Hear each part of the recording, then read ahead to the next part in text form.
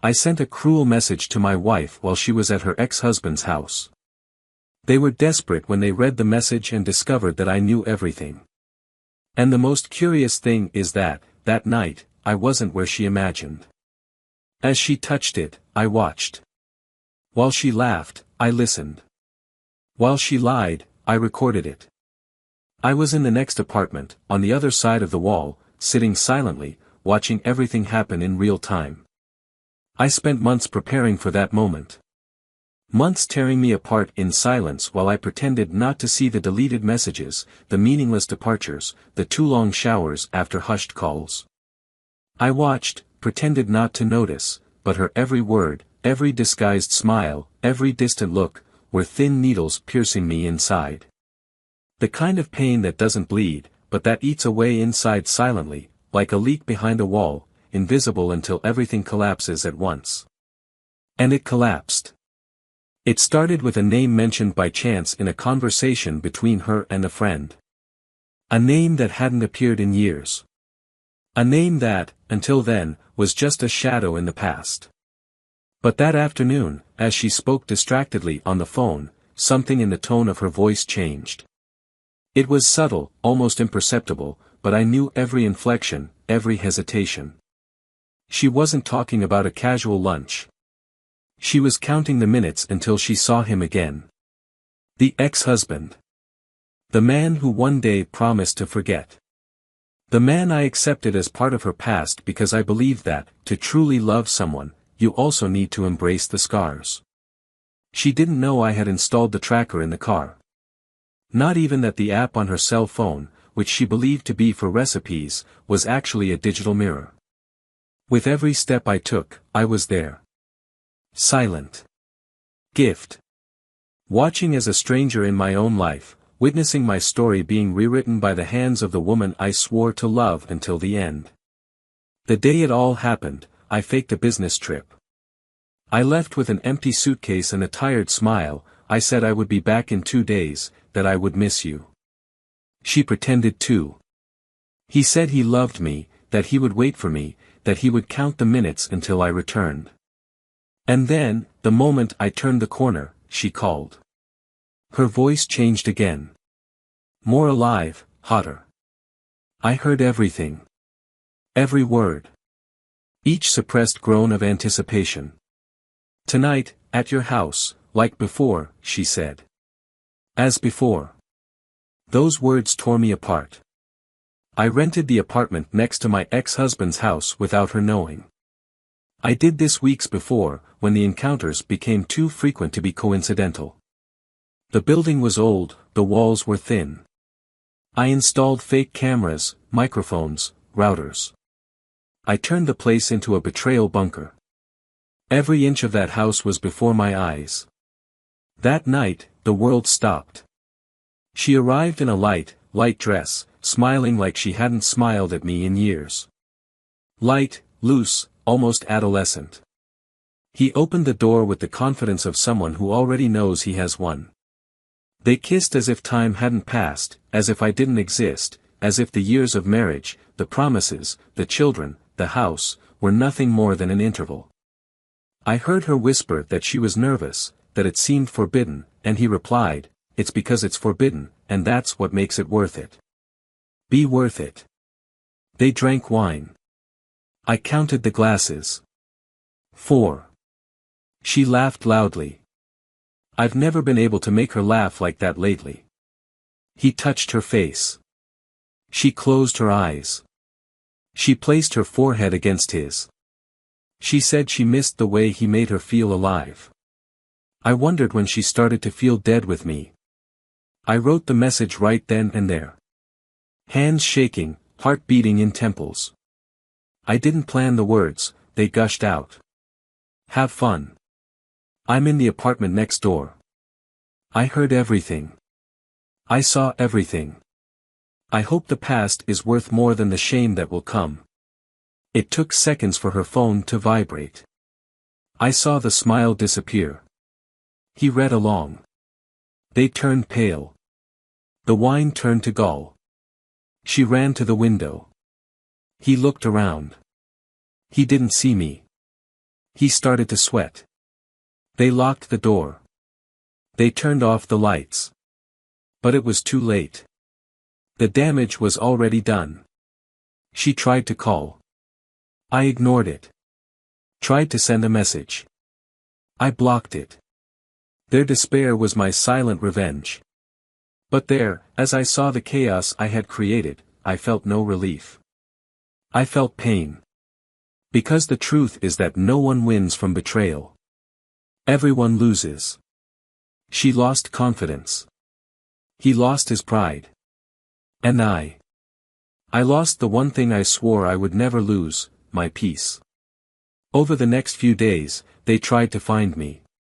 Mutual friends called. Family members sent messages saying it was all a misunderstanding. She wrote a letter that she left on my door. I didn't open it. Maybe one day. Maybe never. I just wanted to disappear for a while. Breathe away from everything. Away from her. But then, amid the silence of the following days, a new presence entered my life. An unexpected woman, with a calm smile and eyes that didn't ask for anything, just listened. Someone who also knew the bitter taste of disappointment. Little by little, without rushing, she reconstructed me. And maybe, just maybe, that betrayal was the beginning of something I never imagined experiencing again. The question that still doesn't let me sleep is, how did they find out I was there? Because, among the many cameras and microphones, there was a recording, a single recording, that should never have been made. A whispered phrase, a name said out of context. And in that instant, everything changed. But this is something that neither she, nor he, nor even I expected. A forgotten piece, a tiny detail that became an avalanche. And when that truth comes to light, maybe, just maybe, the real betrayed in this story wasn't me. Welcome to the channel. Here, we make it clear from the beginning, we do not support any type of betrayal. All stories told are fictitious, created to show how infidelity can destroy lives, families and hearts. The moral of each story is simple: whoever cheats, loses much more than he imagines. Now, take a deep breath. Get ready. You're about to hear a story shocking, realistic and unforgettable. Daniel has always had a restrained soul, the kind that prefers silence to exposure, detail to ostentation, constancy to spectacle. He was a methodical man, with a calm speech, eyes that always seemed to observe more than they said. He had worked for almost 2 decades as a civil engineer, and over time, he was recognized for the precision with which he planned structures, and for the calm he maintained even in moments of tension. He was not a man of explosions, nor of grand gestures, but of small attitudes that, together, sustained an entire life. He married Laura on a late autumn afternoon, on a day when the sky seemed to have stopped just for them. They met when they were young, during a university lecture, and since then they built a story that, from the outside, seemed as solid as reinforced concrete. Laura, in turn, was made of another material. While he sought stability, she lived in constant movement. Not in the sense of external agitation, but in an internal, intense, invisible dynamism. She was a literature teacher and passionate about everything that touched the human soul. He quoted Clarice like someone breathing and crying at the endings of films that no one else seemed to understand. She was sweet to others, but hard on herself. Demanding, deep, with an attentive look and emotions on display. He had a sensitivity that meant that, sometimes, even the sound of the wind was a reason to lose himself in thought for hours. Daniel had always admired this about her, this internal world so vast, so full of questions. And she, in turn, always felt safe next to him, as if she could allow herself to fly, knowing that someone trustworthy was waiting for her on the ground. They lived for years in harmony. They bought a discreet townhouse, with a light facade, with large windows and a garden that Laura cultivated with care. On weekends, while she tended to the lavender and azaleas, he organized tools in the back shed or tested new recipes. They discovered that Daniel had a talent for making homemade pasta, and Sundays were baptized with this silent, almost sacred ritual. Dinners were long, accompanied by red wine and conversations about books, works of art, human dilemmas and plans for the future. They didn't have children, by mutual choice, and they always said that the love between them was enough to fill that house. But time, as always, is a patient sculptor. It shapes the spaces, eroding some edges, accentuating silences. Laura began to dedicate herself more intensely to classes and school extension projects. I arrived late, involved with the students, the events, the readings. Daniel, in turn, had taken on a management position at the company, which left him more time away from home, more nights in meetings, and earlier at his desk. Life as a couple, little by little, was replaced by life in parallel. There were no fights, there was no shouting. Just a slight distance that grew as the days went by. They still slept holding hands sometimes, they still looked at each other fondly at breakfast. But they were no longer heard so loudly. Between the two, there was absolute respect. Neither of them was the impulsive type, neither would ever think of hurting the other on purpose. They were adults. Companions. Partners. Friends. And that was enough. Or so they believed. The truth, however, is that the absence of major conflicts did not mean plenitude. Peace sometimes hid a certain loneliness. Laura began to write more at night, isolated in the small office. Daniel started hiking on Saturdays with a group of colleagues, activities that he himself said were a way to clear the mind. Sunday dinners continued, but with less wine, less conversation, more screens on. And yet, when they asked themselves if they were okay, the answer came automatically, of course they were. They became, without realizing it, two strangers who knew each other well. Two bodies that shared the same roof, the same memories, but that no longer touched each other with the same soul. It wasn't anyone's fault. There was no victim. There was no villain. There was only time, routine, tiredness. And, above all, the silence, the one that comes slowly, that doesn't hurt all at once, but that empties the space between two smiles, between two hugs, between two words that were left unsaid. Still, there was love. A love perhaps older, more mature, quieter. But it was still love.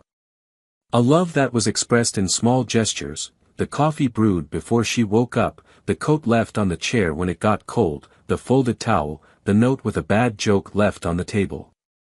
The kind of love that doesn't appear in photos on social media, but that can be seen in the way one cares for the other even when words fail. That year, they decided to travel to celebrate their wedding anniversary. They went to a quiet city, with narrow streets and old houses. They walked through alleys, took photos, had dinner by candlelight. But even there, in the midst of trying to relive what once united them so strongly, something seemed out of place. There was no tension. There was an absence. That absence that doesn't scream, but weighs. The absence of a flame that once warmed and now only seemed to illuminate with coldness.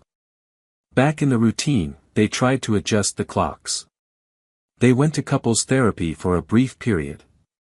The therapist said there was a lot of affection there, a lot of admiration, but little desire, little presence. Laura cried once. Daniel was silent. They left the room without holding hands. And they followed. When meeting friends, they seemed perfect. The balanced couple. The example couple. Everyone said that. And maybe, in a way, they were. They never betrayed each other, they never disrespected each other. They shared plans, divided bills, remembered birthdays. But at home, alone, the silences were still too long. The looks, evasive. The touch, scarce. Laura signed up for an evening creative writing class. He said he needed to regain his passion for words. Daniel thought it was great. He said he supported it. He also started taking care of a project at the company that required more traveling, more nights out. They both supported each other. They both understood each other. But both were also absent from each other, so delicately that it almost seemed natural. The neighborhood was calm, with traditional families, where everyone greeted each other on Sunday mornings. The building next to theirs sat empty for many years. It had recently been renovated and some apartments began to be rented on a seasonal basis. Daniel commented one day that he found it interesting how the landscape changed even in the most stable places. Laura laughed and said that everything changes, even what seems immobile. And then, once again, they sank into silence. Over time, Daniel started to arrive later.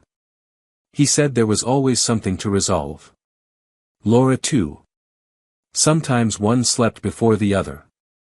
Sometimes dinner was just a plate left in the fridge. And pasta Sundays have become an exception. But despite everything, there was still complicity. There was still the habit. There was still the habit of loving. And it was within this scenario, of calm love, stable life, and silences that were too long, that something began to move. Something small, almost imperceptible. A longer look. A more restrained smile. A more felt absence. And little by little, without fanfare, the foundation of that life built with so much care began to shake. A subtle, discreet tremor, as if the ground beneath them was no longer as firm as it seemed. But no one noticed. Nobody imagined.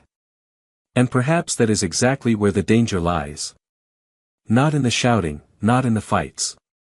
But in the prolonged silences, in the habitual absences, in the words that are left unsaid, and that make space for the unexpected to enter. Slowly. In silence. Without warning. The night Daniel decided not to take the flight to Lisbon was the same night he realized he had stopped being the protagonist of his own life. It was a work trip, one of those that he would take with his eyes closed, with the precision of someone who organizes suitcases without even thinking about what they are storing. But that day, something held him back. A silent premonition, a formless restlessness.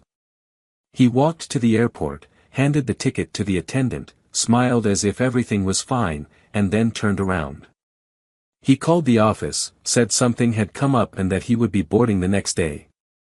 He took a taxi but didn't go home. Nearby, in an old cafe, he discreetly rented a small apartment for the season, the same building where weeks before he had noticed unusual activity on the ground floor.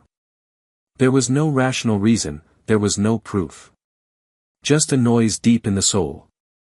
A subtle but constant discomfort, as if the air had been heavier for weeks. On the way, he remembered a recent night, when Laura arrived home with teary eyes and a changed perfume. He didn't ask anything. He never asked. He was the type to observe in silence, trying to decipher the unspoken words.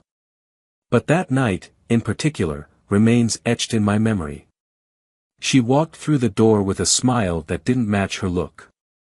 When she kissed him on the cheek, he felt like the touch wasn't his. It was as if he was just carrying out a ritual that no longer made sense. From then on, the signs began to organize themselves in his mind like pieces of a puzzle that he never wanted to put together. In the rented apartment, a few meters from Laura's ex-husband's house, Daniel began to observe the movements. Not obsessively, but with the coldness of someone who needs to face a truth before being devoured by it.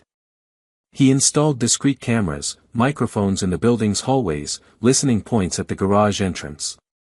I didn't want to catch anything. I wanted to understand.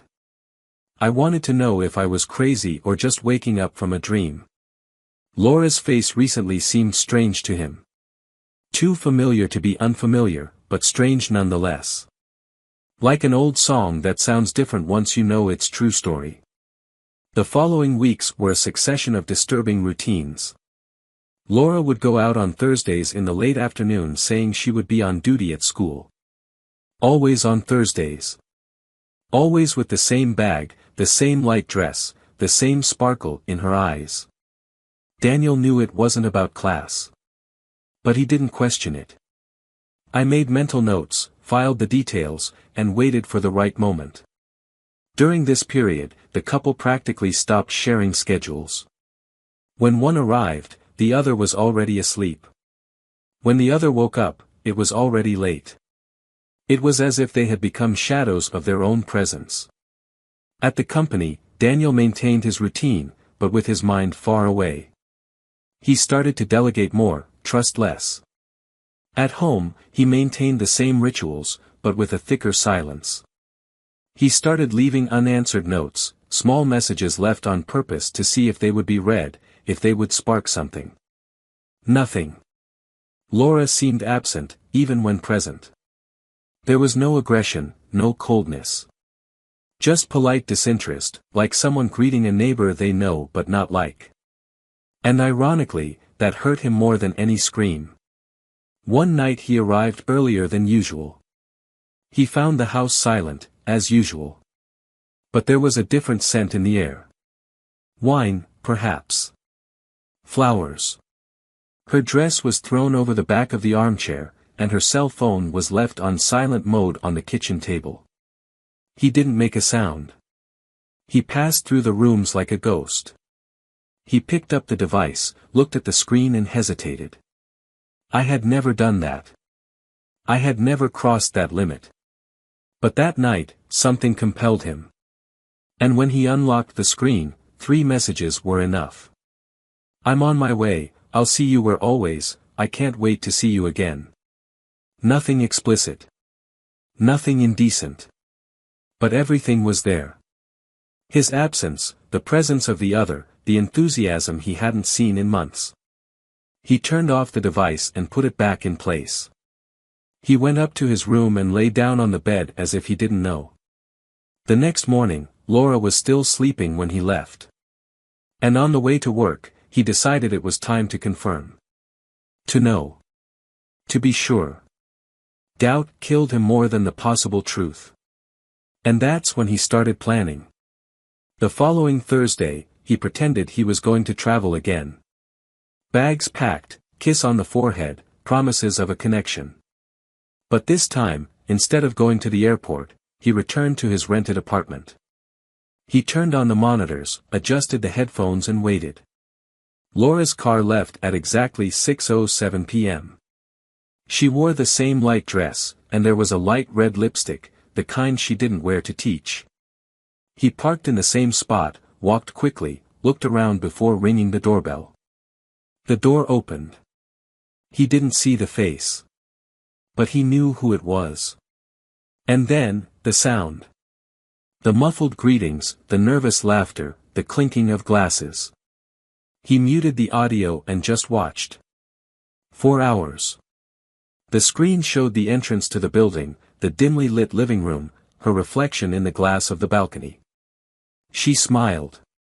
At that moment, his heart accelerated. Not out of anger. But observation. It was real.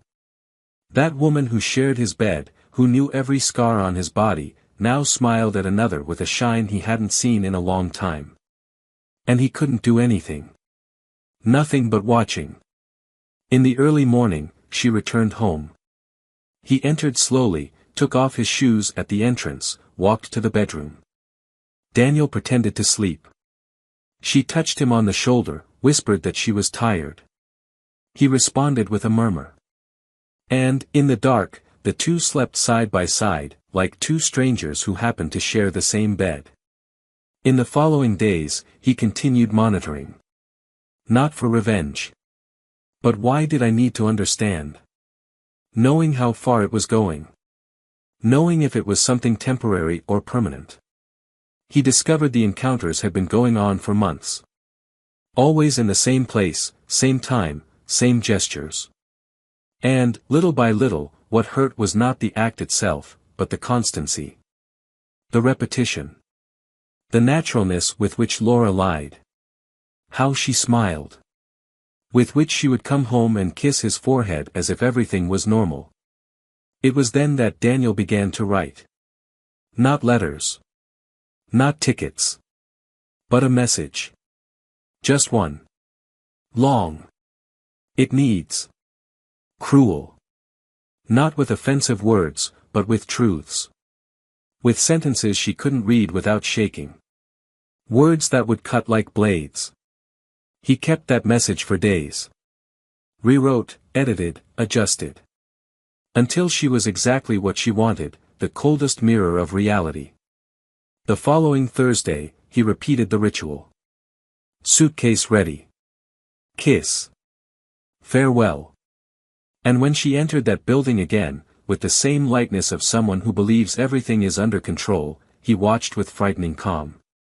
He waited for the right moment. And when he saw the lights go out, he sent the message. A single shot. Short. Lethal. Her cell phone vibrated. She read it. And in that instant, everything changed. She looked at the man beside her, her smile faded, her hands shook. The phone fell to the floor. He took the device and read it too. The silence was broken by ragged breathing, by hurried footsteps, by altered voices. And there, in that room, between the spilled wine and the desperate looks, the castle of lies began to collapse. What they didn't know, is that that message was just the beginning. Laura couldn't stop looking at her cell phone. The blank screen reflected his pale expression, completely blank. The words of the message echoed in her mind with a violence she never imagined she would feel. He knew. I knew everything. And what hurt her even more was the certainty that this was not an impulsive message. There was strategy, coolness, precision. It was the hand of someone who had watched in silence for too long. The man in front of him, the same man who had once been part of his buried past, now tried to understand what had just happened. With his eyes wide and his face drenched in sweat, he stammered in disjointed sentences trying to find an explanation for something that was already completely out of control. She got up from the chair without knowing where to go, feeling her legs weaken, her stomach churning. The feeling was that of a sudden punishment, of a sentence received before the trial even began. He asked if she thought he, Daniel, was there, nearby. She didn't respond. He just walked to the window and looked around, as if expecting to see him emerge from the shadows. But the street was silent, cold, distant. It was then that she realized something that made her shudder. For months, Daniel had been too absent to be just an absence. It was too quiet to be just tired. It was too far away to be just routine. Maybe, all that time, he knew. Maybe every look, every silence, every restrained touch was part of a plan. But what she still didn't understand was why that message had been sent just now. Why not before? Why not the first day? The night was long. The man she was with insisted that she call, try to explain, beg for forgiveness. But Laura couldn't move a finger. She felt exposed, stripped not of clothes, but of any trace of dignity. He left in silence, and she was left alone in that room. At dawn, he returned home. Each step on the stairs felt like they weighed tons. The door was unlocked. There was a note on the kitchen table, just 2 words, you know. There was nothing else. Not his clothes, not shoes, not even the smell of coffee. The house was empty. And what hurt most was realizing that, even after everything, he hadn't bothered to scream, to demand explanations, to confront. It just disappeared. Days passed without news. The cell phone remained silent. She called and went straight to voicemail. I sent messages that remained unread. He started asking coworkers and mutual friends, until a close friend said he had asked for a vacation. He didn't say where he was going, he didn't give any deadlines. Just left. The disappearance, instead of relieving her, left her suffocating. It was like a silent but profound punishment. And more than that, fear took over. Was he planning something?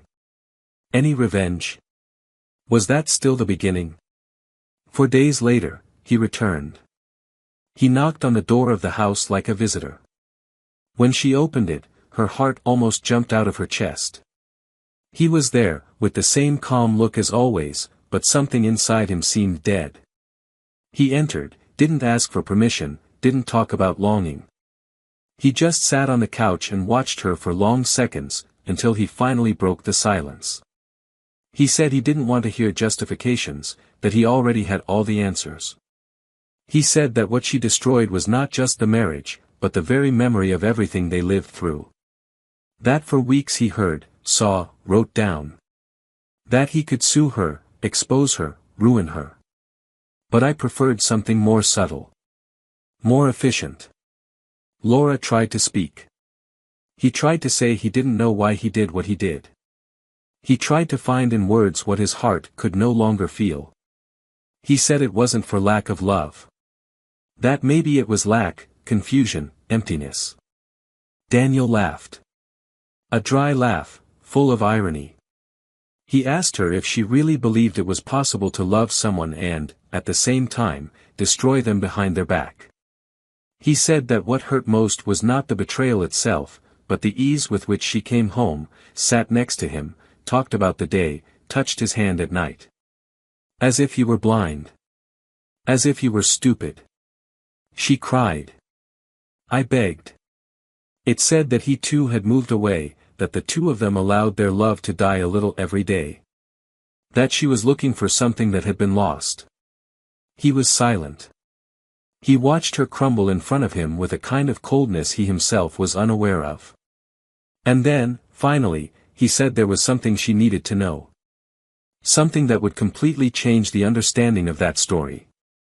That there was a detail, a small fact that she ignored, but that had turned all his pain into a plan. A plan that was now complete. Laura stood, her eyes red, trying to understand what he was talking about. He asked if it was about the divorce, if he had recorded everything, if he planned to disclose anything. Daniel shook his head. Said it was bigger. Much bigger. He said the moment she entered that building for the third time, he made a decision. And that the message she received was not the end. It was the trigger. Because while she thought he was far away, on the other side of the country, he was right next door. On the next wall. In the apartment next door. Listening. Recording. Observing. She took a step back. Her face paled even more. He started to shake. He asked if he was saying that.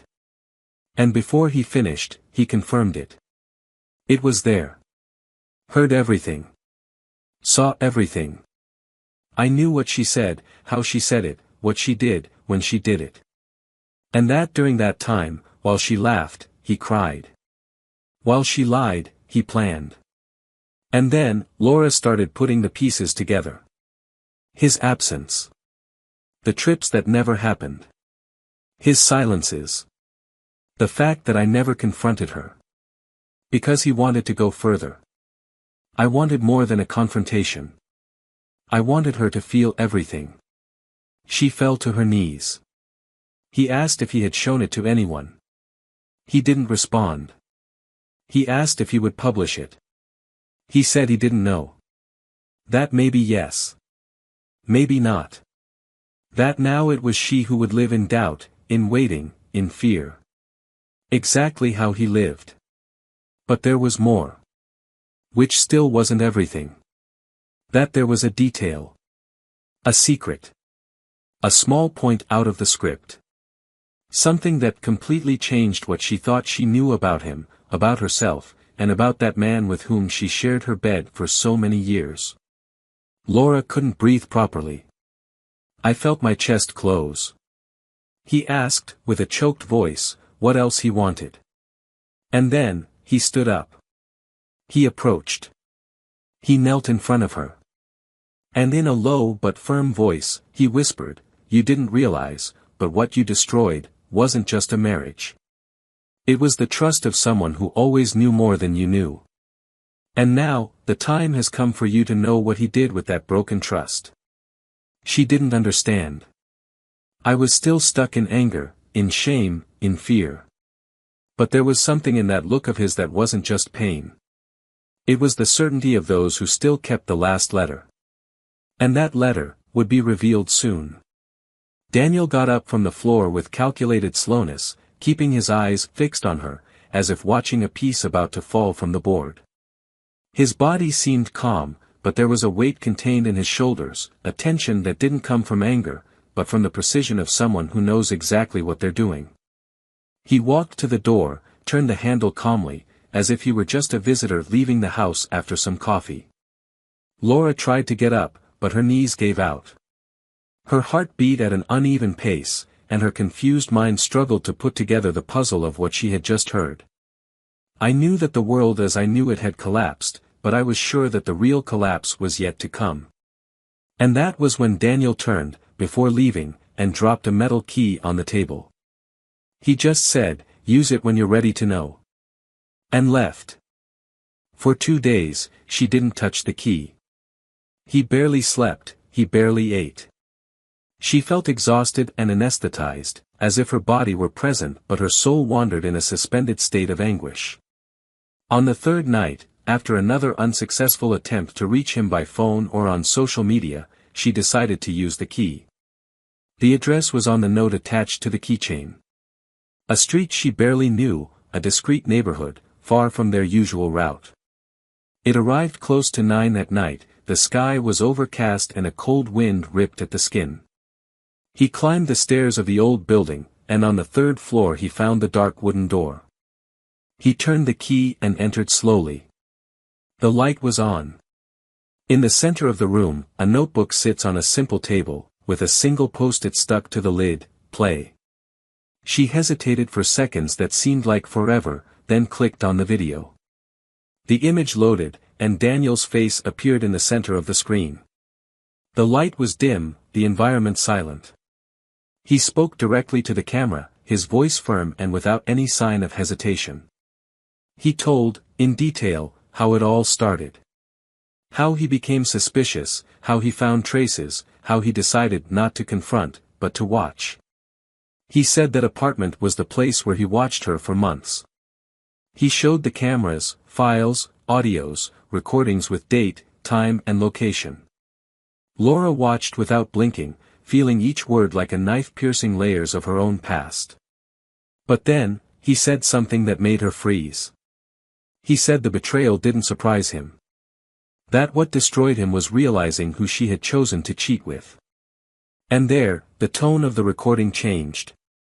Daniel got up, left the camera's field of view and, upon returning, placed a sealed envelope on the table. He said that envelope contained a copy of an official document. "If you still don't understand the size of your choice," he said, "perhaps this will clarify." Laura paused the video, got up, looked for the physical envelope that was exactly where it showed. He opened it with shaking hands. Read the headline. Bank document. In her name and, her ex-husband. A property purchase contract. Dated 2 months ago. A property purchased with part of the money transferred from Daniel's company, through a joint account that she had access to. The blow was clear. She had been an accomplice to a crime, even if unconsciously. But there was no defense there. The data was there, cold, unquestionable. He sat back down, turned on the video again. Daniel now spoke with a different tone. There was no more pain. Just detachment. He said he had left everything with the lawyers. That he wouldn't prosecute her criminally, not at that moment, but that she should prepare herself. Because the consequences would come, sooner or later. He also said that he no longer lived in that city. That he had made the decision to rebuild his life far away, without leaving a trace. Who, for months, lived with the image of the woman he loved most transforming into someone he barely recognized.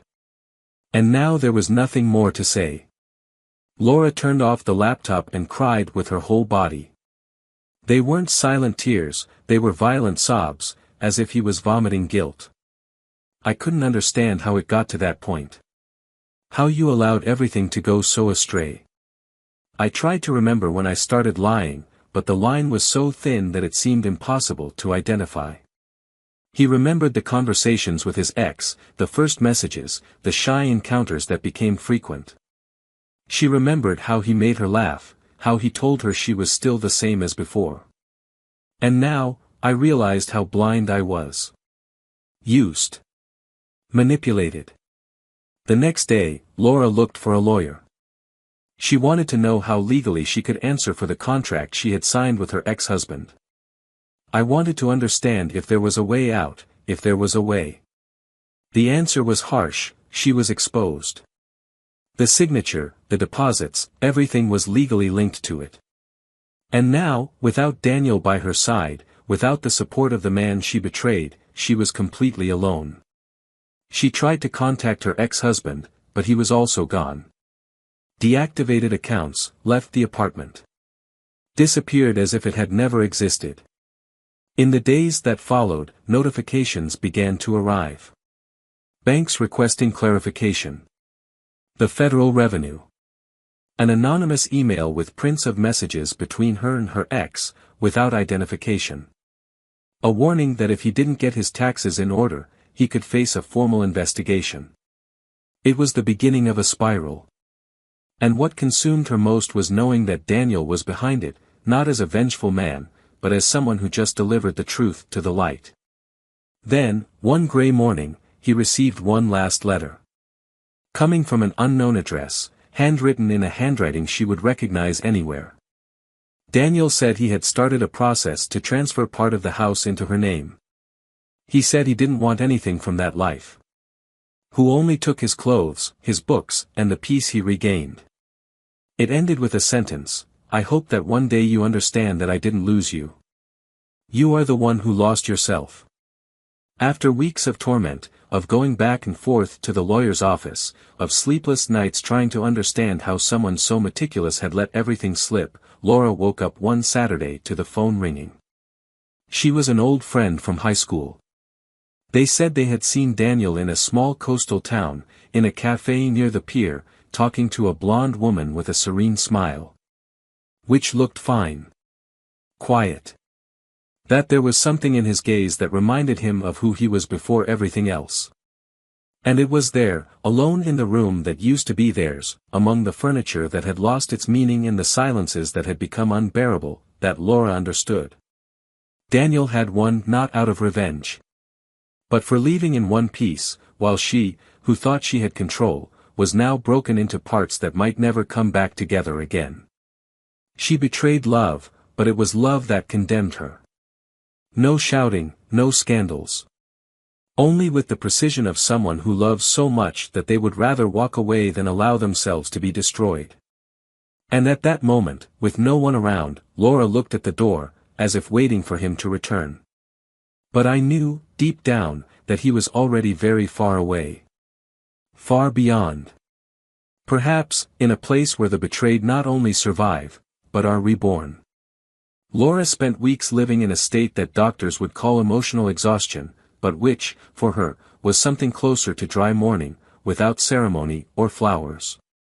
It was mourning without a coffin, where what had died was not a person, but the version of herself that she still believed was good. He walked around the house with silent steps, avoiding mirrors, as if his own reflection were a living accusation.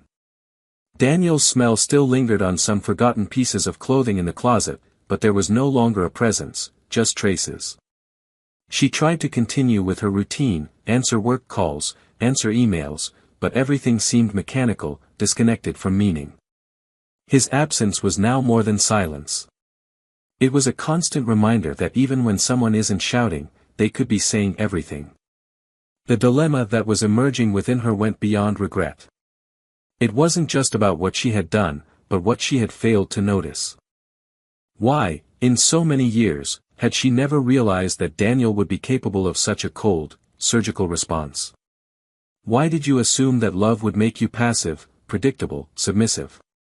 Maybe because he confused kindness with weakness.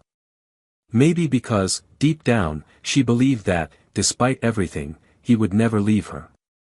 That was what gnawed at her the most, having thrown away the only bond that still linked her to a part of herself that was still human. The legal proceedings began to drag on. Although Daniel said he would not prosecute her criminally, financial agencies began to investigate. The atypical movements drew attention. She was called to provide clarification. He sat in front of a cold table, under the gaze of two auditors who were not there to interpret intentions, only facts. He tried to explain, he tried to show that there was no criminal intention, that it had been manipulated. But the document was signed by her. The transfers made by her. The contract validated by your name. And it no longer mattered whether he was conscious or not. The law doesn't care about emotional fragility. Furthermore, she discovered that her ex-husband was being investigated in other similar cases. Financial fraud, tax evasion, allegations of fraud. And now, she was part of the web. She felt dirty. Accomplice to something that I would never have accepted if I had stopped to think. The scandal, however, was still silent. There were no headlines, no public exposure yet. But it was as if life was just waiting for the right moment to change the game for good. She started attending therapy sessions. At first, he said little. He said he was there out of obligation, on the recommendation of his lawyer. But little by little, the words came out, and with them, came memories that I didn't even know I had. He revised his trajectory. You questioned your choices. He remembered how invisible he felt, how he began to look for meaning outside, instead of looking inside. He didn't use the word betrayal. It was as if I still couldn't say that term without feeling nauseated. He referred to what happened as the decision or the deviation. But with each session, he got closer to the truth. She hadn't just betrayed Daniel. She had betrayed herself, her convictions, her limits.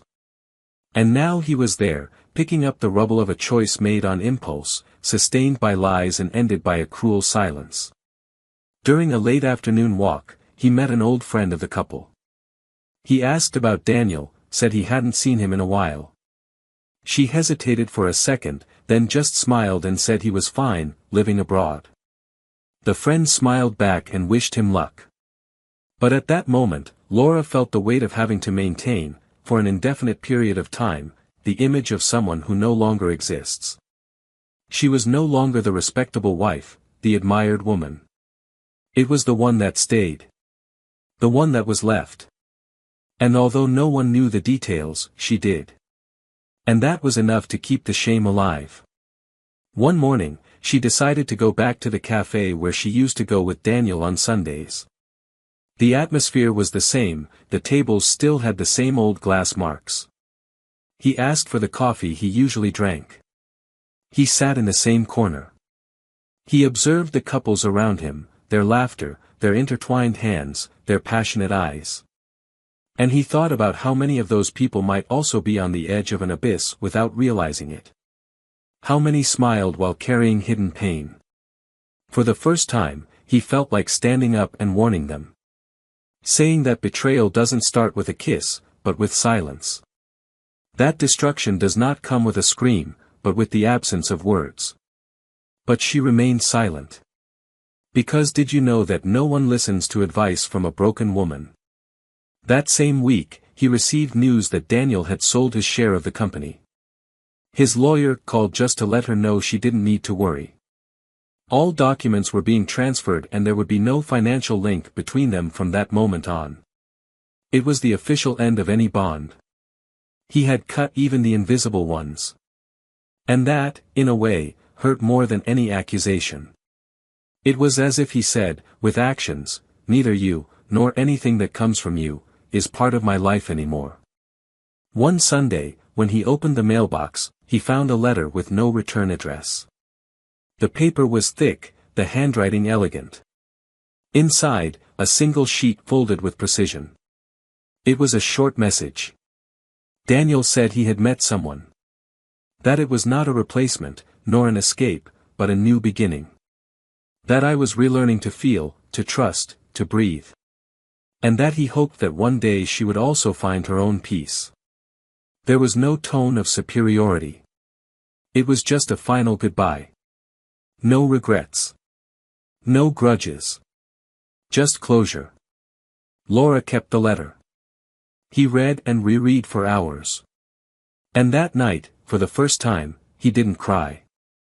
There was something liberating about that pain. Because now I knew he was okay. Which would follow? That he had survived. And in a way, that was all she could have wanted. There was nothing left to fix. There was no apology that could reverse what had been done. But there was a chance of not making a mistake again. And that, perhaps, was the only shred of dignity he still had left. He started writing. Not to publish, not to justify, but to understand. I created entire chapters about the days with Daniel, the nights of silence, the tortuous thoughts, the repressed desires. On each page, he vented part of his guilt, buried a memory, reconstructed an image. Writing became his form of healing. I didn't know if anyone would ever read it. But he knew that, at least, every word written was one more brick in the reconstruction of what was left of him. The decreasing action of his own story was not made of calm, but of lucidity. And lucidity, unlike pain, does not destroy, it only reveals. And what Laura saw now, in front of the mirror, was a woman stripped of vanity, of certainties, of illusions. But a woman who, even devastated, was still standing. Ready, perhaps, to hear what fate still had to say to her. Because she knew, deep down, that every story needs an end. But not every end needs to be destruction. Sometimes just be true. The months advanced like a slow, dense river, carrying fragments of everything Laura tried to forget. She moved to a smaller apartment, further away from the memories embedded in the corners of the old house. The new space was silent, impersonal, yet without personality. The furniture was there, but the soul seemed absent, as if it inhabited a temporary space, without roots. The bare walls held no history, and in a way, that was a relief. There were no more pictures with smiling memories, nor shelves with books chosen for two. There was just her and the emptiness that, over time, stopped being scary and became part of the routine. In the new neighborhood, no one knew her. No one knew that, months before, she had been part of a life that seemed perfect on the outside and tragic on the inside. She went unnoticed, which was exactly what she wanted. He walked the streets in neutral clothes, rarely making eye contact with anyone. I avoided busy supermarkets, preferring hidden cafes and alternative opening hours. I wanted peace, but I couldn't find it. I wanted forgiveness, but there was no one to ask. The silence still spoke loudly, albeit in a different way. He was more mature, more resigned. Pain had given way to reflection. The shame was still there, but it was accompanied by a clarity that was previously lacking. One cloudy late afternoon, while organizing old papers, he found a notebook in which Daniel used to record ideas, technical drawings, project sketches. He leafed through them carefully, like someone touching relics. Between the pages, she found a drawing he had made years before, a sketch of the house where they lived together. There were notes around the edges, suggestions for reforms that never happened. On the back, a handwritten note, almost as a reminder to himself, structures fail when details are ignored. The sentence hit him like a punch. It was about architecture, but in that context, it was about them. Laura finally realized that no marriage breaks down all at once. It's the small negligence, the gestures not made, the words swallowed. It's the ignored details that eat away at the foundation until everything collapses. A few days later, while leaving a supermarket, Laura came across a woman who looked familiar. Intense gaze, firm expression, but with a welcoming smile. He recognized her from afar. She was the woman Daniel had been seen with in the small coastal town. It wasn't jealousy he felt, but a strange mixture of curiosity and restlessness. The woman approached, taking her time, and said she knew who she was. He said there was no grudge, that he never wanted to take anyone's place, and that he had met Daniel by chance, when he wasn't looking for anyone, just peace. Laura stood still. I listened, but I didn't know how to react. The woman, noticing the embarrassment, continued calmly. He said Daniel spoke little about the past, but when he did, it was with respect. Who never diminished her, never exposed her. And that despite the pain, she still considered it part of his story. I didn't come here to judge you, she said, looking into Laura's eyes with a calm firmness, "I just wanted you to know that he doesn't hate you. He just protected himself from the pain. And he chose to follow." Laura, unable to contain her emotion, asked how he was. The woman smiled slightly and said he was fine, lighter, more whole. Who spent his days designing volunteer projects, helping local communities, living simply. Who rarely talked about what he experienced, but who carried everything inside, without needing to tell. And then, like someone who understands when to leave, she said it was time to move on. She lightly touched Laura's arm and walked away, leaving behind a trail of peace that contrasted with the turmoil inside her. That night, Laura came home and cried for the first time without anger. She cried not because she lost Daniel, but because she finally understood who he was. And because I was too blind to see. She regretted every gesture she didn't make, every look she averted, every opportunity she had to redeem herself before it was too late. But, more than regretting, he felt something new, a sincere desire for transformation. Not for him, not for pride, but for herself. He realized that the greatest betrayal was not against Daniel, it was against his own essence. The next day, she looked for a local institution and offered herself as a volunteer. He started helping with simple tasks, such as organizing donations, cleaning rooms, serving meals. He didn't talk much. He didn't say who he was, what he did before, or what he had experienced. It just served. In silence, like someone carrying out a silent penance. Little by little, faces began to smile at her. The children learned his name. The elderly waited for their visitors. And, amidst so many fragments of broken stories, she began to stitch her own together. One rainy afternoon, while reading to a group of young people in a stuffy room, he heard a familiar voice behind him. It wasn't Daniel. It was his lawyer.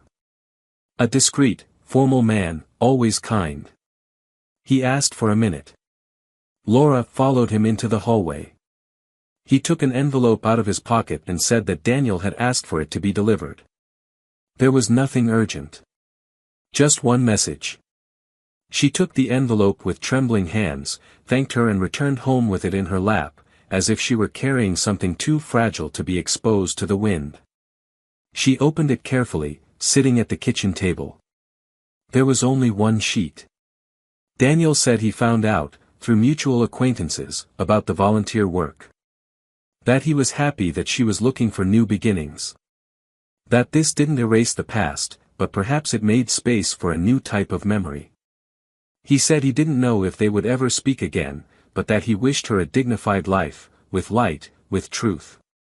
And it ended with an unexpected sentence: "You were always better than your choices. You just didn't realize it in time." Laura closed her eyes. There was no explicit forgiveness there, no promises, no bridges. But there was humanity. And, in that moment, he understood that perhaps true forgiveness doesn't need to be said out loud. Just be lived. He went to the bookshelf and took out the notebook where he had been writing for months. He opened it to a new page and, for the first time, wrote a letter addressed to him. I wouldn't send it. But I needed to write. In the letter, she did not apologize. She was grateful. I was grateful that I didn't retaliate with hate. I would like to thank you for showing that it is possible to leave without destroying. And, above all, I was grateful for having left in her something more valuable than any love, the desire to be better. It was night when he finished writing. The wind hit the windows hard, as if it wanted to clean away the remains of the past. Laura got up, turned off the lights, and sat in the armchair with a blanket over her shoulders. He looked outside and, for the first time in a long time, he didn't feel afraid of tomorrow. There was still pain, there were still shadows. But now there was also silence. A silence full of purpose. And deep down, she knew. I was about to understand, finally, what it means to start over. Not rebuilding what was lost, but building something completely new, where guilt is not the foundation, but conscience. Where we don't live to correct the past, but to not repeat it. Because sometimes the real punishment is not what is imposed on us, but what we choose to carry. And Laura, at that moment, decided to leave the weight behind. To finally discover who he could still become.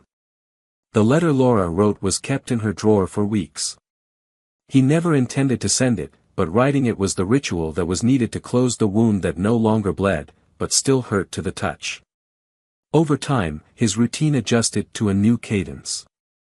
Volunteer work stopped being a hiding place and became an essential part of his identity. She felt useful, present, alive in a way she hadn't felt in a long time. He did not expect redemption nor did he seek applause. I had understood that certain pains do not require healing, but acceptance. He began to see the world with different eyes, more humble, more attentive. The judgments I made before dissolved into a bitter understanding. No one is free from making mistakes, but few have the courage to admit it, and even fewer, to remake themselves. The scandal involving her ex-husband broke out the following year. Financial fraud affected other women, other companies, other lives. He was arrested at the border, trying to escape under a false identity. In the press conference released by the authorities, his name was displayed alongside falsified documents, accounts in tax havens and a history of emotional manipulation as extensive as his criminal record. He was formally accused of money laundering, ideological falsehood and criminal association. At the hearing, he denied everything. He said he was a victim of persecution and that some signatures had been forged. But the evidence was overwhelming. In one of the investigations, a wiretap revealed that he planned to blame Laura for the embezzlement, claiming that she had complete control over the transactions. The news came like a punch, albeit a predictable one. Laura was called to testify. He entered the room with a firm posture, eyes raised, and spoke clearly. He told what he knew, showed the documents he still had, revealed the context in which he had signed the contracts. The judge listened to her carefully. His testimony was included in the process as part of an extensive web of emotional manipulation used by the defendant to control and benefit from emotionally fragile women. She was cleared of criminal guilt but not public consequences. Her name, for a while, appeared in the newspapers, on blogs, on the networks. Even though she was innocent, the eyes judged her. But she didn't react. I knew that the truth lives in time, not in occasional comments. One day, leaving a hearing, he found Daniel on the other side of the sidewalk.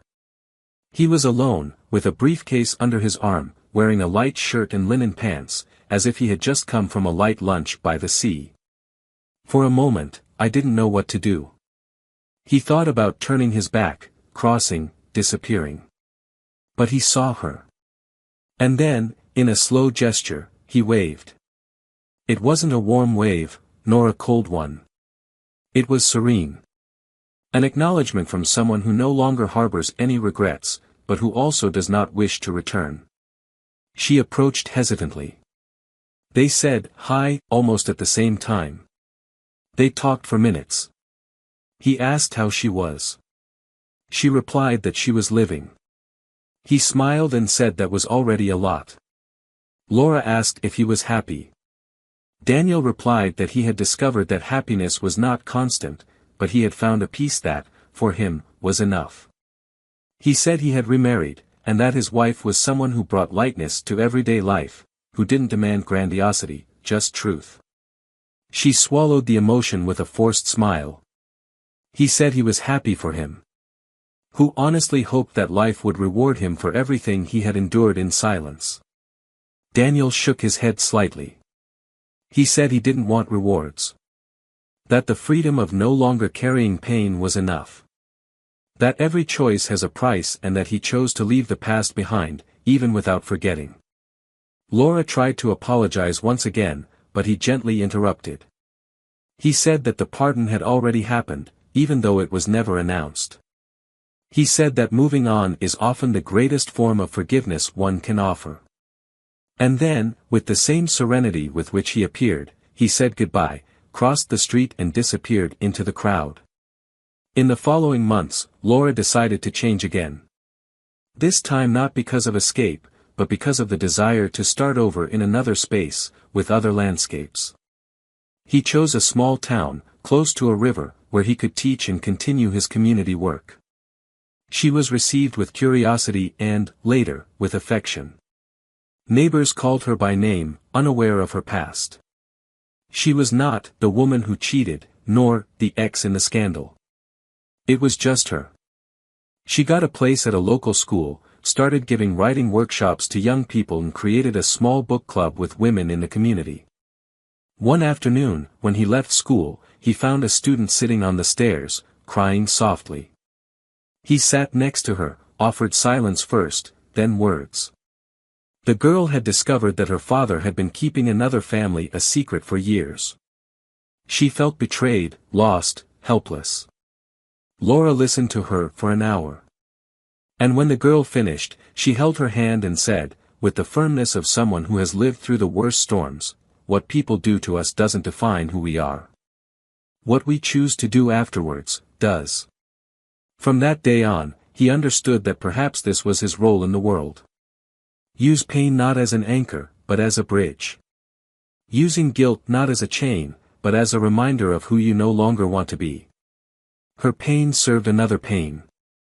And, in that gesture, something in Laura was healed. And as for Daniel, he never appeared publicly again. Rumors said that he had refused interviews, refused invitations to tell his story. He said he didn't need to turn his pain into entertainment. He created an NGO focused on the emotional restructuring of people who have suffered emotional violence and marital betrayal. He became a reference figure, but discreet. His current wife, a behavioral therapist, said Daniel was the most quietly strong man she had ever met.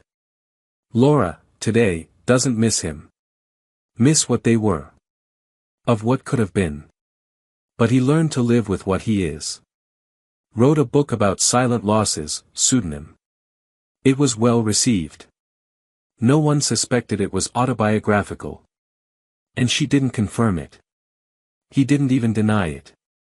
Pain became raw material. Guilt became learning. And life, even with all the pieces, went on. And perhaps this is the biggest twist of all. When betrayal seemed to have destroyed everything, it was precisely this that revealed who each person really was. Daniel didn't become an avenger. He became a guide. Laura did not become a villain. She became a witness to herself. And the opportunist traitor, finally, had the ending his story deserved, alone, facing the consequences of his own games, without control, without charm, without escape. Now, tell me, what did you think of this story? Did the ending surprise you? Did it make you think of something you experienced or no? Leave your comment, I want to know your opinion. And of course, if you've made it this far, subscribe to the channel for more stories like this. Always remember, this channel does not support, under any circumstances, any form of betrayal. Here, we tell stories to show that the truth, no matter how painful it may be, is always the best path. Until next time.